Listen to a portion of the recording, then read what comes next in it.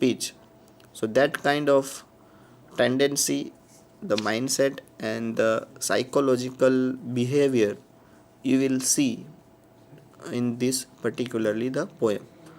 Now going ahead, let us read further stanza and you will come to understand is that you all you are all knowing friends what sweetness is in Miss Pushpa.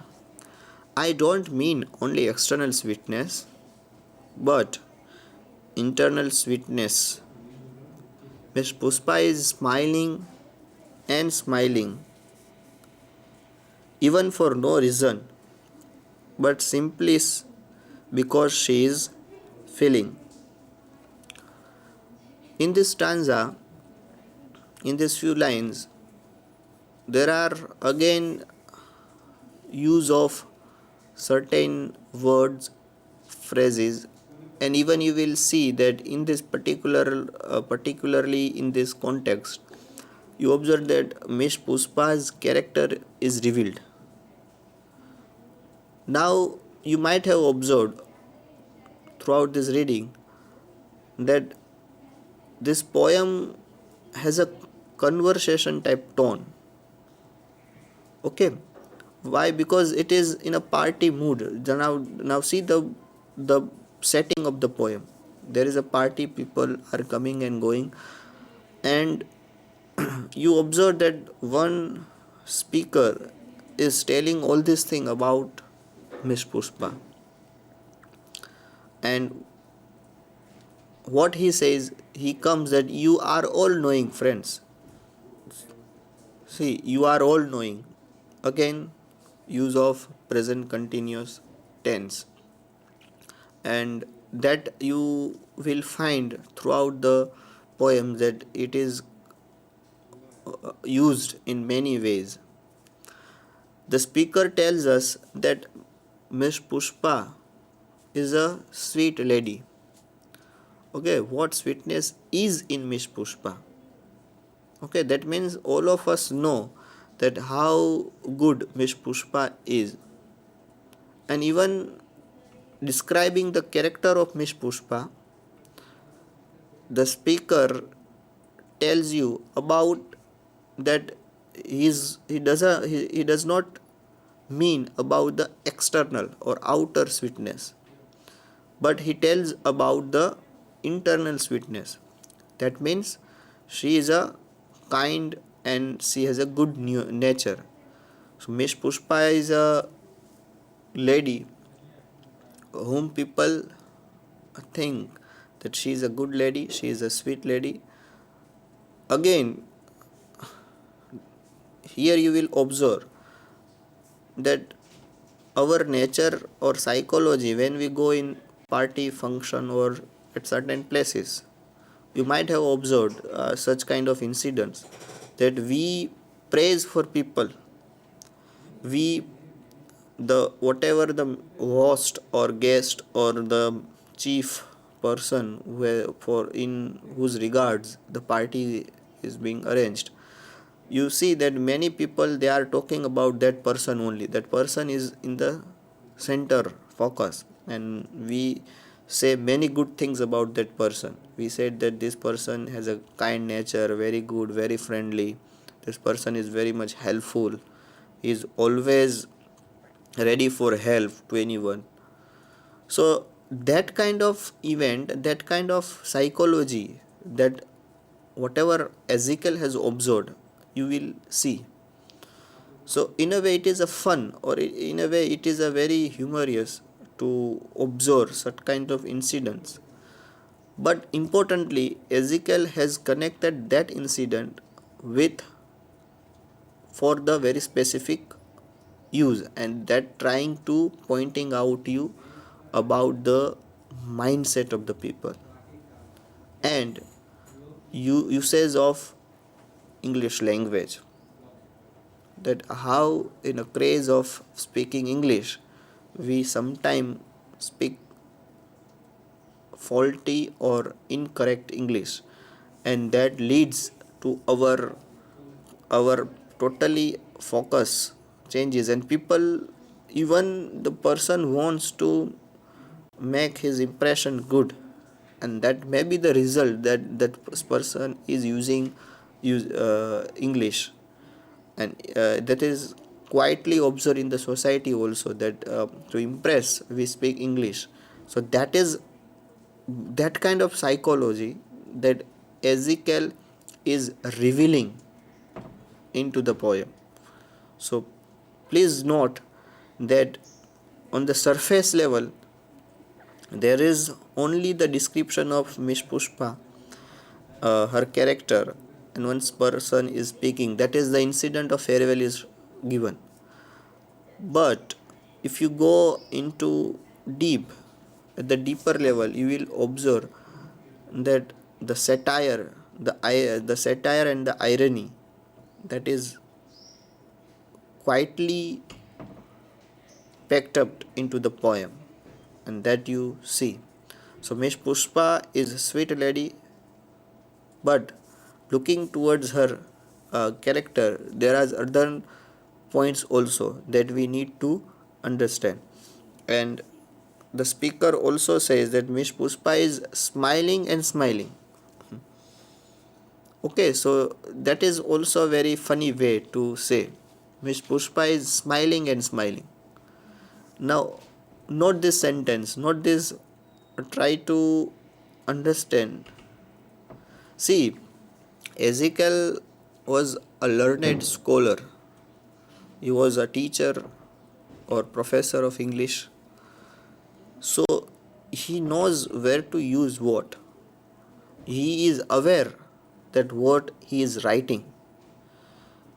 So I mean that he is not writing just for writing's sake. In a way, he is trying to give us a picture of the mind of the people.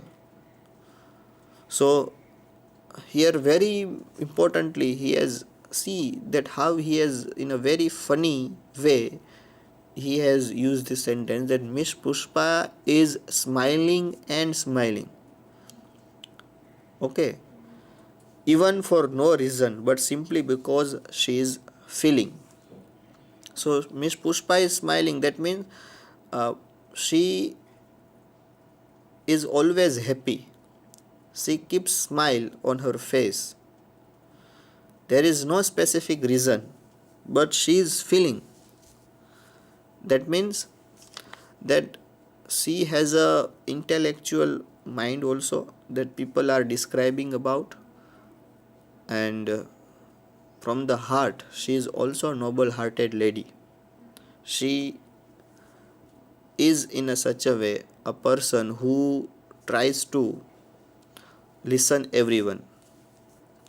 So now this is what Miss Pushpa, the speaker, tells about few things, that about her nature, about her character, about her very importantly feature, that is a good-hearted lady. Now Miss Pushpa is coming from very high family. Her father was renowned advocate in Bulsar or Surat. I am not remembering now which place. Now look at the point here, friends. Observe the tone of the poem.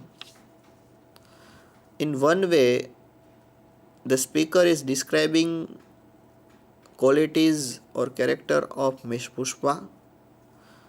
Now you will observe that the poem is shifting to other point. Now the speaker tells about Miss Pushpa and she is coming from very high family. Again, present continuous tense. And when we read the certain kind of writings, we laugh. Okay.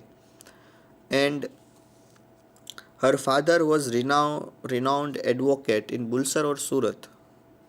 So the speaker could not connect exact location, and that is why I say that I am not remembering now which place. So the use of continuous present continuous tense and such a way that you will see that because you observe that the function farewell party is there, and in a way the speaker is giving a speech. Okay, so you have to also understand the poems and its context. The speaker is giving a speech into a farewell party, so that process is going on. But here it is very funny to write, but Ezekiel has very appropriately observed the psychological features.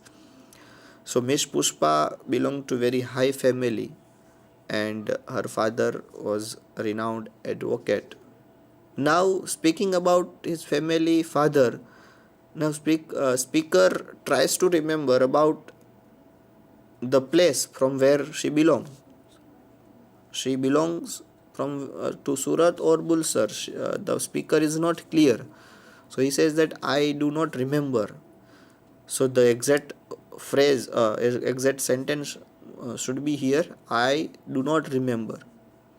Again, certain errors are there in these writings, like omission of article, indefinite article. Okay, in certain places the articles are missing. At certain places there is a same translation as we in our native language speak. So the same translation is given. So again that kind of point continues in the poem very frequently. Now again see Surat, again he is in a doubt. Okay, now try to understand the sequence. What is the sequence? The speaker gives a speech and he talks about Miss Pushpa. He describes his family. He tells about the nature of Miss Pushpa. Now again there is a shift from this point to that point, and that we call digression. Okay, now again he remembers that he could not recollect that from where she belongs. He thinks that she might belong to Surat. Now again, speaking the word Surat, he recollects some other things, and that is not connected with Miss Pushpa.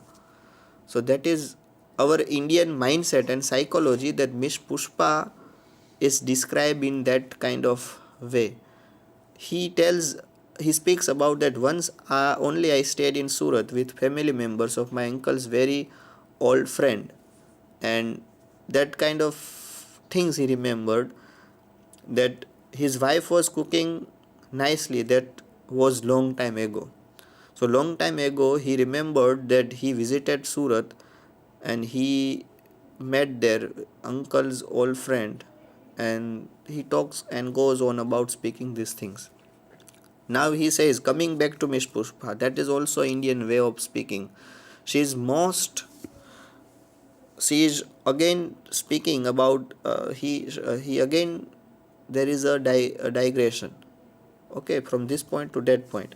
And he said that coming back to Miss Pushpa, she is most popular lady with men's also and ladies also. Whenever I ask her to do anything, she was saying, just now only I will do it. That is showing good spirit. I am always appreciating the good spirit.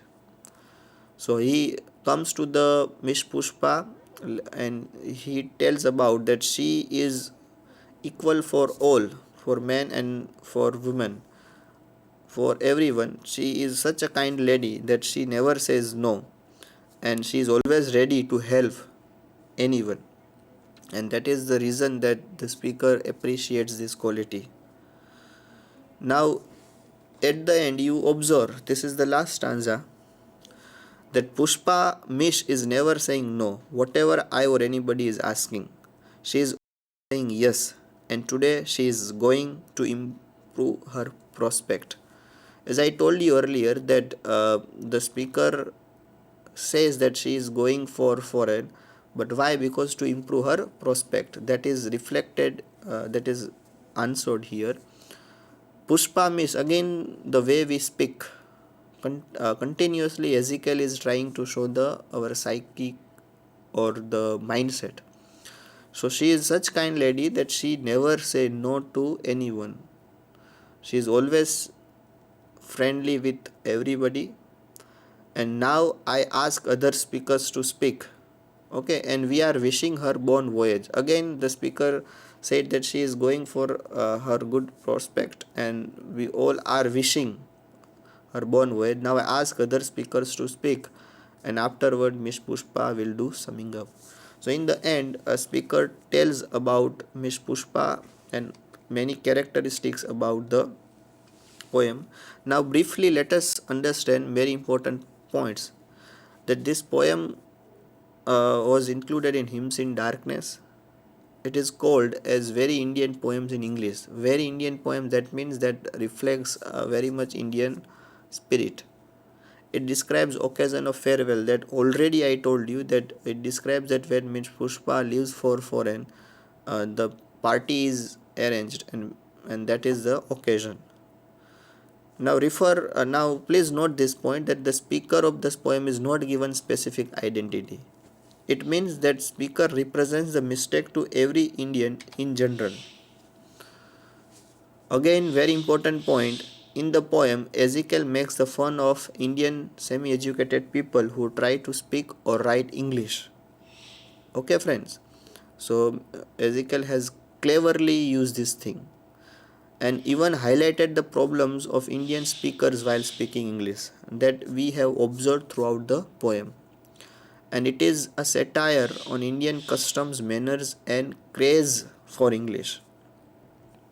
So these points are useful. And very importantly, as I told you frequently, that present continuous tense is used instead of simple present tense. And certain words you will find that we are meeting instead of for we met today.